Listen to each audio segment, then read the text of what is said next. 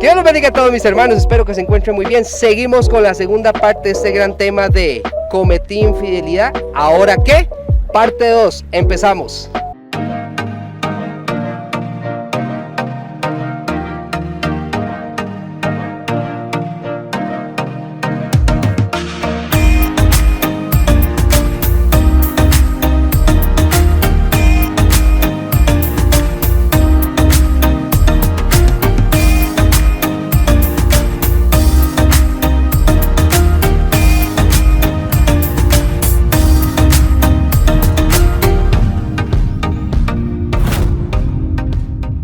Sí, Y esa mentira va a llevar a otra mentira. sí, ¿Y qué es una mentira? Un pecado. sí, Y la paga del pecado es muerte. exactamente. Sí, Ve que no. esto no es que estamos descubriendo el agua tibia. Dios le llamó la atención a tiempo. Dios sabía todo lo que venía con todo eso y Dios le llamó la atención, pero él hizo caso omiso. Es curioso, pastor, porque muchos padres de familia tienen la confianza y se abren conmigo y los comienzo a escuchar y les hago la pregunta. Una moto. Les hago la pregunta. Pero usted sabía que eso estaba mal, ¿no? Sí, claro, profe. Sí, claro, Josué. Hasta yo en mis adentros tenía una lucha Interna. campal, interna. Esta carne, uy, qué bueno aquí que allá. Pero en mis adentros, no, Josué, eso está mal. No, Josué, no meta las patas. No, Josué, piensa en las consecuencias. Vas a destruir a tu familia. Si hay hijos de por medio, aún más, porque no solo el cónyuge, sino los hijos. Pero, como usted lo dijo, José dijo, ¿cómo yo puedo hacerle ese mal a mi padre, a Jehová, a Dios? Y oiga, y Josué no estaba pensando en consecuencias. Él estaba pensando en la fidelidad que él le tiene a Dios. Ajá. No estaba pensando en las consecuencias. Dice, ¿cómo voy a pecar yo contra mi Dios? Y el problema es que siempre alguien tiene que tener la culpa, pero como Dios no va a bajar del cielo para defenderse, Sí. al que primero nosotros culpamos es a Dios. Uh-huh. Yo disfruté el momento, pero que Dios pague el precio. Descaradamente. Sí, entonces pensamiento... decimos, ¿cómo yo voy a servir a un Dios o cómo voy a creer yo en un Dios que manda a la gente que manda a la gente al infierno? Es que Dios no manda a nadie al infierno, Josué. Uh-huh. Uno es el que decide ir. Cierto. Un juez no manda a nadie a la cárcel. Cierto. Usted con sus cosas es que se va con los actos, es que usted va a la cárcel. Porque un juez no agarró la pistola y jaló el gatillo y mató a alguien en un país que dice que usted no debe matar, porque si usted mata a alguien, la sentencia es tal. Cierto. Pero usted viene y usted mata a alguien y cuando llega la hora de la sentencia, usted dice que el juez es malo. Ajá. Cierto. Usted ya sabía que eso era malo. Pero igual metió cabeza. Igual metió cabeza. De vea Bukele, se quejan de que la cárcel, que tienen derecho, perdieron sus derechos. Perdieron sus derechos. ¿Qué nos dice la Biblia? No os engañéis. Dios no puede ser burlado. Uh-huh. Todo lo que nosotros sembramos, en algún momento lo vamos a cosechar. Cierto. Entonces nosotros no podemos estar ahí caminando por el mundo pensando que no hay consecuencias para las cosas. Para todo lo que usted y yo hacemos hay consecuencias. Sí. El problema es que queremos el deleite del pecado, pero no queremos la consecuencia del pecado. Y la paga del pecado es muerte, o sea, una separación de Dios. ¿Dónde está Dios? En el cielo. Dios está en el cielo. Sí. Los que no pecan, los que se mantienen cerca de Dios, también van a ir al cielo. Si usted peca, eso lo va a separar a usted de Dios. Quiere decir que usted, separado de Dios, no va a ir donde está Dios. No.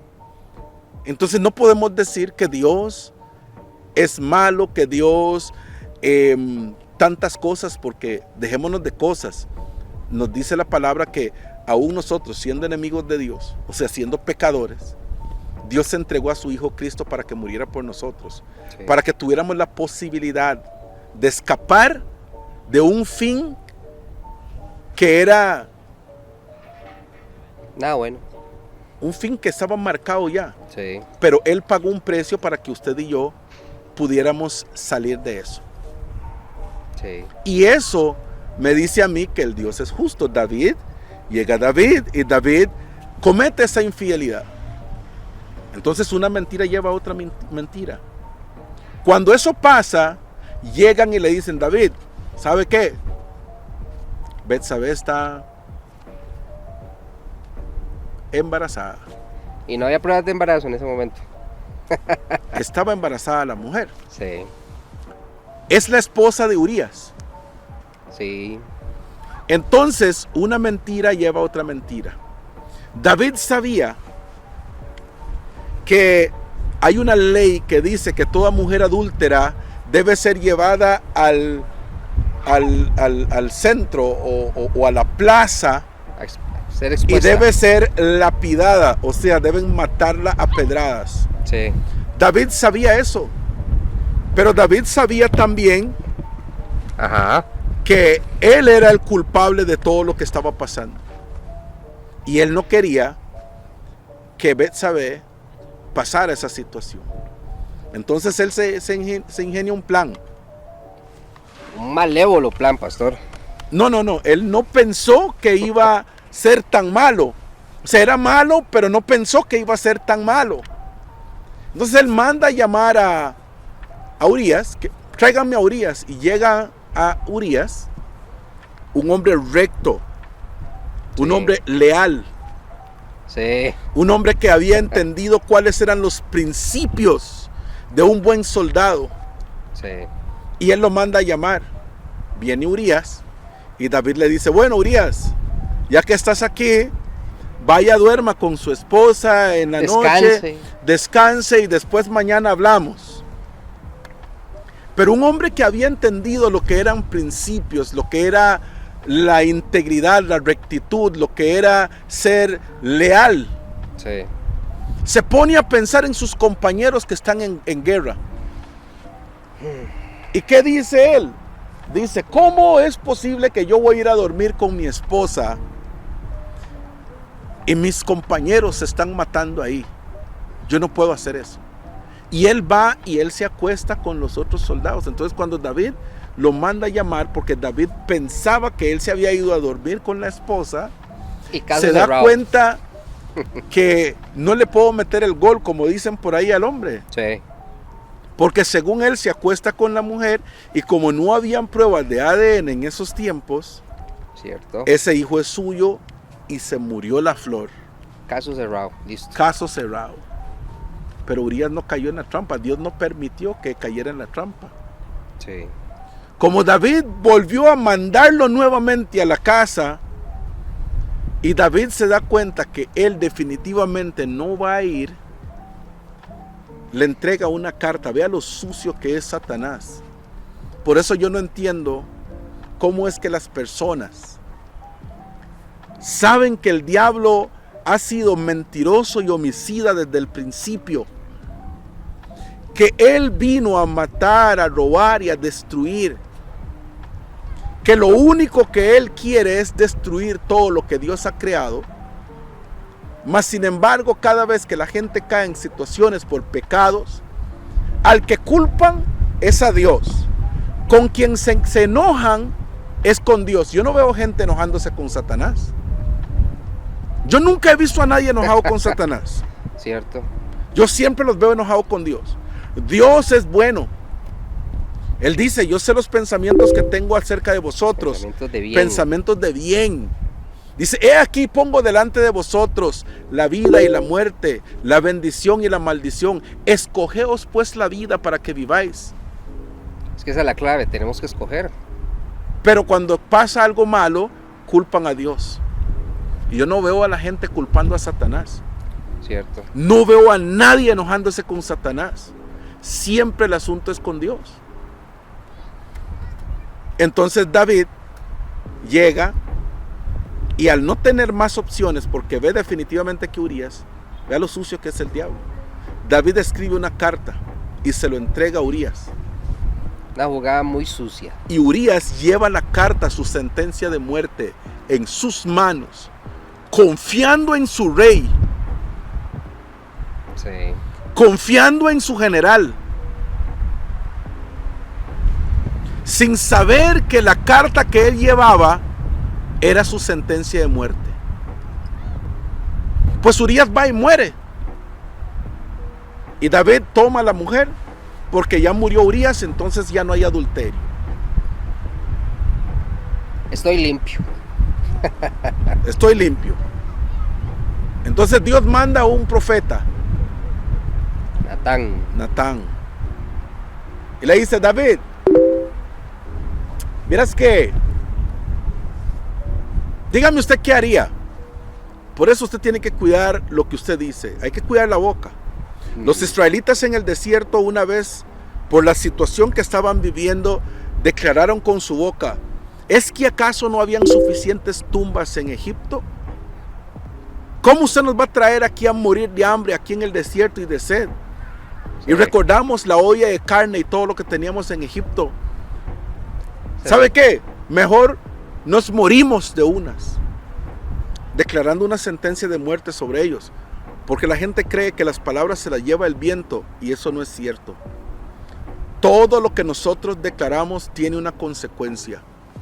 Por eso tenemos que cuidar lo que decimos. Tenemos que tener cuidado con lo que hablamos.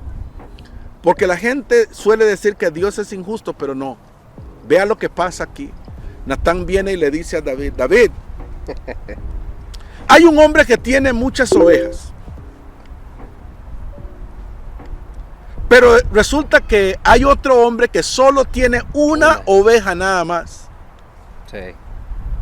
Y el hombre que tenía muchas ovejas le roba la oveja al que tenía una sola oveja.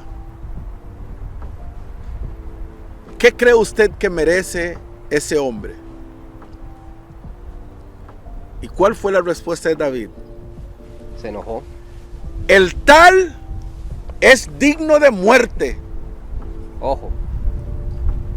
Vea lo que está pasando acá. Es digno de muerte. Él está dictando sentencias sobre lo que él hizo. Entonces Natán dijo: David, ese hombre es usted. Como dicen, tome. David, ese hombre es usted. Y le dice: usted tiene 3 opciones. 1, que usted le va a dar la espalda a sus enemigos durante 3 años. Eso significa que él tiene que ir huyendo de sus enemigos. Ajá. El otro es: usted, bueno, le dio 3 opciones, no recuerdo las 3 ahorita, pero me acuerdo de 2. Muy bien. El otro es que usted, yo lo voy a juzgar a usted, le dice Dios. A la otra era que iba a caer en manos de los enemigos. Iba a caer en manos de los Esa enemigos. la otra, sí. Entonces dice: no. Opción 3. Dice: Señor, yo prefiero que usted juzgue. Sí.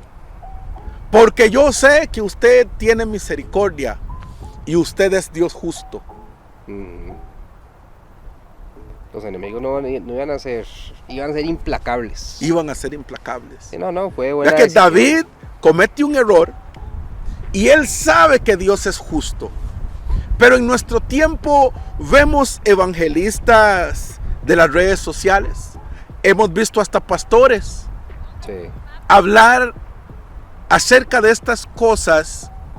Y hemos visto otro tipo de personas que son agnósticos y hablan de cómo Dios esto y Dios un montón de cosas. Pero si usted se sienta a hablar con ellos, usted se da cuenta que todo lo que están viviendo son meras consecuencias. No es que Dios los castigue, no es que Dios sea malo, sino que es una consecuencia de un acto previo. Sí. En este caso, David cometió un error y vienen las consecuencias.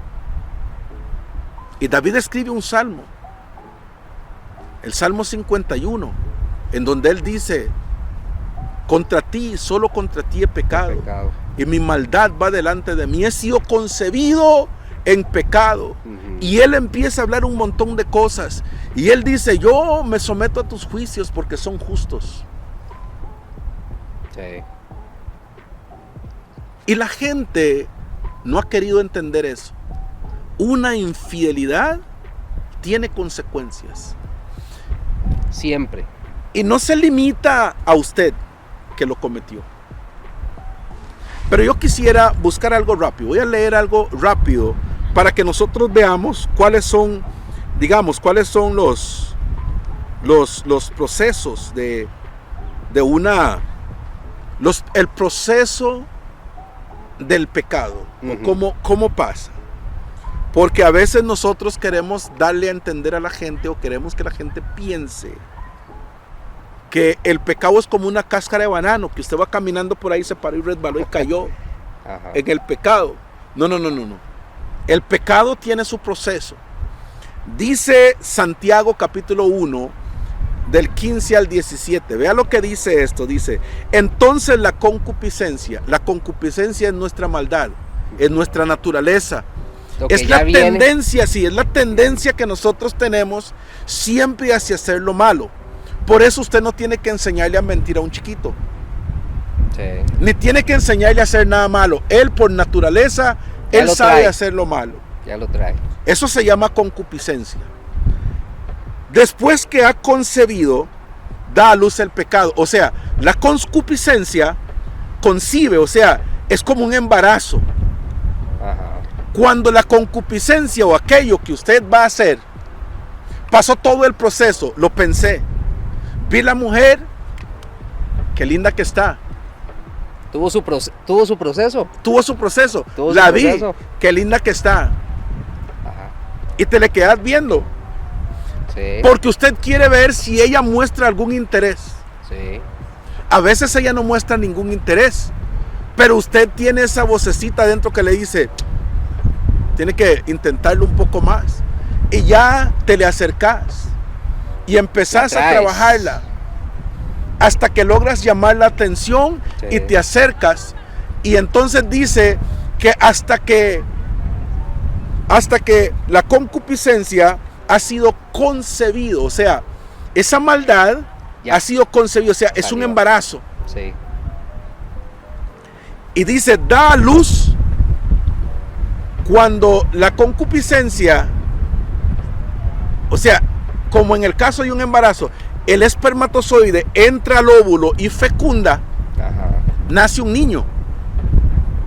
¿Cierto? Cierto. Pero cuando la concupiscencia entra y es fecundado, da a luz al pecado. Las consecuencias. Sí, al pecado. Y el pecado, siendo consumado, o sea, cuando nace el pecado, da a luz a la muerte. Por eso dice Pablo: porque la paga del pecado es muerte. Eso es lo que nosotros tenemos que entender, que el pecado no es algo que nace de la noche a la mañana, es algo que tiene su proceso. Sí. Y es el mismo proceso que usted tiene que tener esa relación con el pensamiento, permitir que ese pensamiento se desarrolle, y ese pensamiento va a producir algo. Por eso la gran batalla entre Dios y el enemigo es por la mente. O sea, el corazón, porque cuando Dios habla del corazón, está hablando de la mente. Por eso Él dice: es del corazón que nacen todos los malos pensamientos, los adulterios, las fornicaciones y todas las cosas. Nacen en la mente. O sea, usted lo vio y usted lo pensó. Ahora, al principio dije que hay momentos que usted no lo planeó porque otra persona planeó el acto. Sí. Y se confabuló tal vez con otros para que usted se encontrara en un lugar X, y estando en ese lugar X, ¡pum!, usted cae. Usted no lo planeó. Sí. Entonces usted debe ser sagaz. No digo astuto, porque un hijo de Dios no puede ser astuto. Hay unas Biblias que viene con la traducción que nosotros debemos ser astutos como la serpiente, pero esa es una mala traducción. Porque nosotros, la palabra astucia es la habilidad para engañar a alguien Y salirse con la suya. buscando beneficio propio, Sin importar cómo. sin importar cómo. Usted va a engañar, Sí. ¿para qué? Para sacar beneficio propio. Entonces nosotros no podemos ser astutos, no debemos ser astutos. Entonces nosotros tenemos que entender que esta cuestión del adulterio o cualquier pecado Sí. no es algo así. Entonces nace en su mente. Usted la vio o ella lo vio a usted, ya sea que nace en su mente o en la mente de la otra persona. Pero en una mente nació la intención. Ahora busca una respuesta a la intención. ¿Cuál va a ser la suya? ¿Va a ser la de David o la de José? Cierto. Debería ser la de José, pero en la sociedad, en el mundo que vivimos, optan por la de David, pastor. ¿Por qué optan por la de David? Porque es la que va a satisfacer su concupiscencia, es la que va a satisfacer sus deseos. Sí. Ahora, seamos sinceros, no nos engañemos. Usted llega y usted cayó en adulterio. Usted tuvo una relación con la persona. ¿Cuánto dura un encuentro sexual? ¿Cuánto dura? Exacto. Un acto sexual, ¿cuánto dura? Minutos. Minutos. Y cuando usted termina con ese acto, ya toda la testosterona, las hormonas y todo La cae, adrenalina, todo. la adrenalina cae y ya su mente se vuelve a activar. ¿Qué piensa usted? ¿Qué hice? ¿Sabe qué está trabajando con usted en ese momento? Es Dios trabajando con usted. Sí. ¿Qué hice? Pero cuando usted no le hace caso a ese qué hice, usted le hace caso al otro, ¿qué conquista? Qué bueno. Me lo eché o me la eché. Lo logré. Y usted, las primeras 2 o 3 veces que usted cayó en eso, a usted su conciencia trabaja con usted. Pero después dice la palabra que usted cauteriza su conciencia. Ya no siento nada. Ya a usted no le importa nada. No le importa absolutamente nada. Y es ahí donde viene el problema. Es ahí. Sí.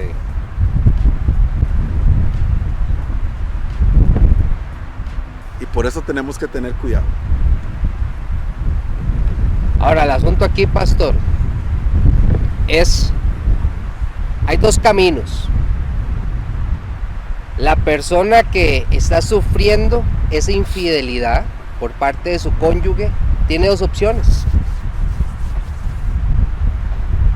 Chao, hasta aquí, o yo quiero seguir con usted.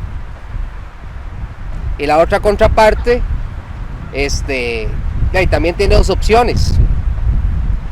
Chao, te dejo porque me voy con el que te fui infiel, porque es mejor, me da más, nunca me había sentido tan amado, tan amada. O, mi amor, deme una oportunidad. Eso es interesante. Me gustan esas alternativas. Porque todas esas son las que vienen en el camino. Todas esas. Sí. Vienen una tras otra. Todas esas. Vamos a ver una primera parte. Ya se consumó el acto. Sí. Vienen las consecuencias, porque ya me di cuenta, porque ¿sabe qué es lo curioso del pecado? Ajá. Usted cree que nadie se da cuenta. Y el que nunca se dio cuenta fue uno. Sí. Usted cree que usted se fue, se revolcó con una mujer y usted llega a casa y su esposa no se da cuenta. Uh-huh.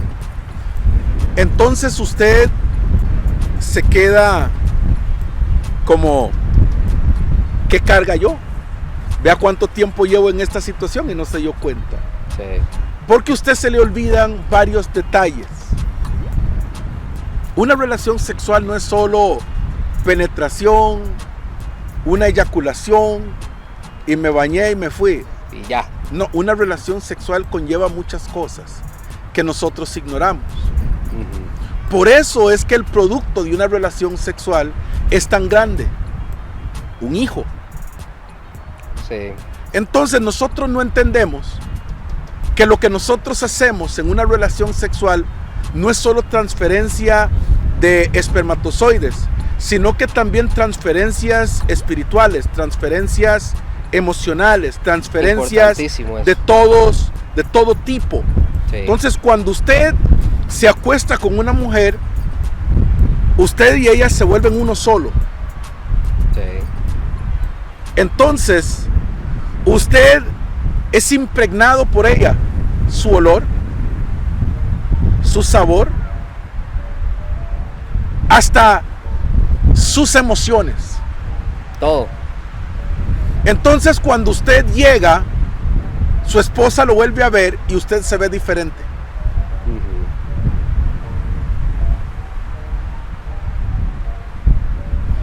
Uh-huh. Usted lee la Biblia y la Biblia habla acerca de que nosotros tenemos que tener intimidad con Dios.